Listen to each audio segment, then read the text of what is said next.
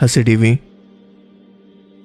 दोस्तों, दुनिया का पहला self healing, self destructible, biological, programmable robot तैयार कर लिया गया है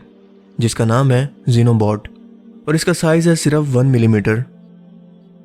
आर्टिफिशियल रोबोट्स तो पहले ही हमारे सामने मौजूद हैं जो अपने फंक्शन परफॉर्म करने के लिए प्रोग्रामेबल होते हैं, तो फिर इस जीनोबॉट नाम के माइक्रो साइज रोबोट के अंदर ऐसा खास क्या है? दरअसल ये पूरी दुनिया को हिलाने के लिए और फिक्र की बात इसलिए है क्योंकि पहली बार जिंदा स्टेम सेल्स को लेकर प्रोग्राम किया गया है कि वो इंसानी जिस्म में जाकर कोई फंक्शन परफॉर्म करेंगे। अमेरिकन यूनिवर्सिटी ऑफ टफ्ट के साइंटिस्ट ने एक अफ्रीकन फ्रॉग के स्किन और हार्ट सेल्स को लेकर लेबॉर्ट्री में इस पर तजर्बात किए क्योंकि स्किन के सेल्स थोड़ा हार्ड होते हैं, और इसके बाद इस फ्रॉग के हार्ट सेल्स को लिया गया क्योंकि ये फ्लेक्सिबल या स्ट्रेचेबल होते हैं, जिसका मतलब ये है कि ये लिविंग रोबोट्स किसी मेटल या प्लास्टिक या किसी इलेक्ट्रिक सर्किट से नहीं बने जैसा कि आमतौर पर रोबोट्स बने होते हैं, बल्कि ये एक ऑर्गेनिक सेलुलर मटेरियल से बने हैं, वही सेल्स जिनसे मिलकर हमारा जिस्म और हर जिंदा जानदार चीज़ बनी है। ये रोबोट आगे को बढ़ सकता है, वापस मुड़ सकता है, सर्कल में घूम सकता है या फ्लिप कर सकता है, जिसे यूनिवर्सिटी ऑफ टफ्ट्स की एलन डिस्कवरी रिसर्च लेबॉर्ट्री में मौजूद सुपर कंप्यूटर ने प्रोग्राम किया है। दरअसल इस सुपर कंप्यूटर के जरिए इन सेल्स को कमांड दी जाती है कि इन्होंने जिस्म के अंदर कहाँ जाना है और क्या फंक्शन परफॉर्म करना है, और अपना काम मुकम्मल करके ये खुद को सेल्फ डिस्ट्रक्ट यानी खुद को डिसॉल्व करके तबाह कर सकता है। आसान अल्फाज में कहें तो ये रोबोट से ज़्यादा एक ऐसी जिंदा चीज़ है जिसके अंदर जान है। एलन रिसर्च सेंटर के डायरेक्टर का कहना है कि ये ज़िंदगी की एक नई किस्म है, ऐसी जानदार किस्म जो इससे पहले दुनिया पर मौजूद नहीं थी, यानी कि एक जानदार चीज़ और रोबोट का मिक्सचर जो कि जिंदा है और इसे प्रोग्राम करना मुमकिन है। तस्वीर में नजर आने वाले ब्लू सेल्स फ्रॉग के नॉन कंट्रैक्टेबल स्किन सेल्स हैं, जबकि ग्रीन और रेड सेल्स इसके हार्ट सेल्स हैं जो कि फ्लेक्सिबल होते हैं और फैल या सिकुड़ सकते हैं, और इन सेल्स को मोशन या हरकत करने के लिए कमांड किया गया है।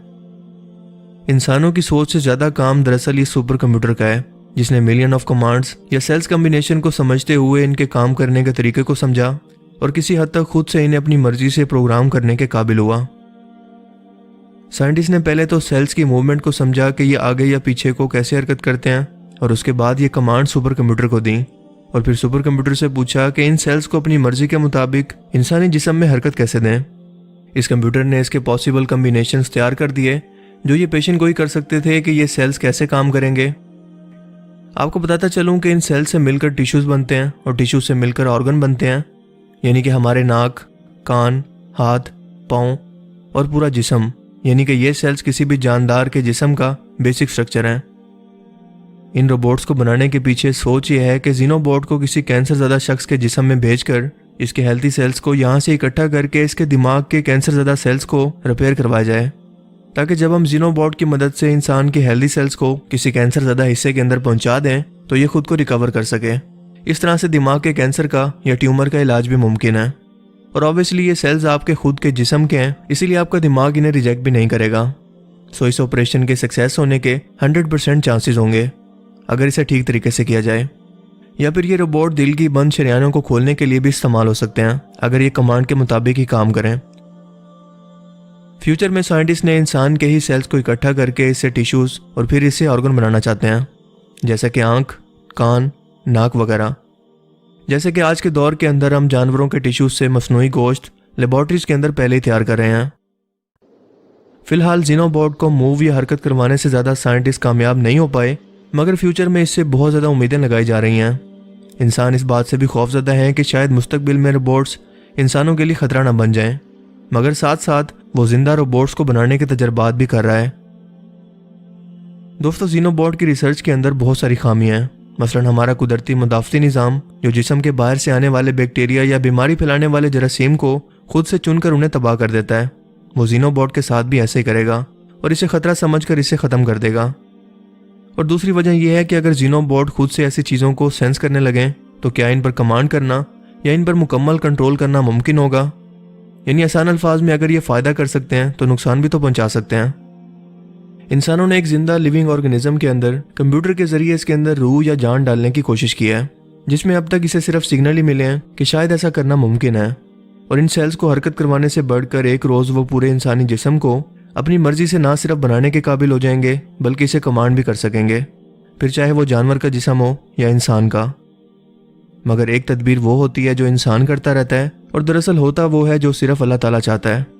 और अल्लाह ताला ने कुरान पाक की सूरह हज की आयत 73 के अंदर वाज़े तौर पर फरमाया कि ऐ इंसान गौर से सुनो कि जिन लोगों को तुम खुदा के सिवा पुकारते हो वो एक मक्खी भी नहीं बना सकते, अगरचे ये सब लोग इकट्ठे ही क्यों ना हो जाएं। और अगर इनसे मक्खी को चीज़ ले जाए तो ये उससे भी छुड़ा नहीं सकते, क्योंकि तालिब और मतलूब यानी गैरुल्लाह से मांगने वाले और ख़ुद इनके माबूद भी गए गुजरे हैं। दोस्तों, इस आयत मुबारका से मालूम हुआ कि दुनिया के तमाम इंसान मिलकर भी सिर्फ एक मक्खी को भी ना तो पैदा कर सकते हैं, ना इसे कोई हुक्म दे सकते हैं, लेकिन फिर भी इंसानी फितरत इसे ऐसे ऐसे तजर्बात करने के लिए मजबूर करती रहती है कि वो खुदाई इख्तियारात को हासिल करे या अल्लाह ताला की कुदरत के अंदर दखल अंदाजी करने की कोशिश करे। जीनोबॉट भी इस खुदाई सिफ्त यानी कि पैदा करने की ताकत, जिसे खालिक कहते हैं, इस पर कंट्रोल हासिल करने की इंसानी कोशिश है, मगर आखिर में इसके सब के सब मकासद ला हासिल ही रहेंगे, क्योंकि अल्लाह ताला हर चीज़ पर कादिर है और इंसान की फितरत को अच्छे से जानता है। इसीलिए ये लोग तमाम तजर्बात करने के बाद आखिरकार इस नतीजे पर पहुंचेंगे कि दरअसल इनके लिए तो एक मक्खी को भी जिंदा करना मुमकिन नहीं है। बाकी आप इस बारे में क्या सोचते हैं? अपनी कीमती राय का इजहार कमेंट सेक्शन में ज़रूर कीजिएगा। अगर आपको ये वीडियो अच्छा लगा तो इसे लाइक कीजिए और मज़ीद इस तरह के इन्फॉर्मेटिव वीडियोस के लिए इस चैनल को ज़रूर सब्सक्राइब करें। अब मैं मिलूंगा आपसे एक नई इंटरेस्टिंग वीडियो में, तब तक के लिए अपना बहुत सा ख्याल रखिएगा। Thanks for watching this video. अल्लाह हाफिज़।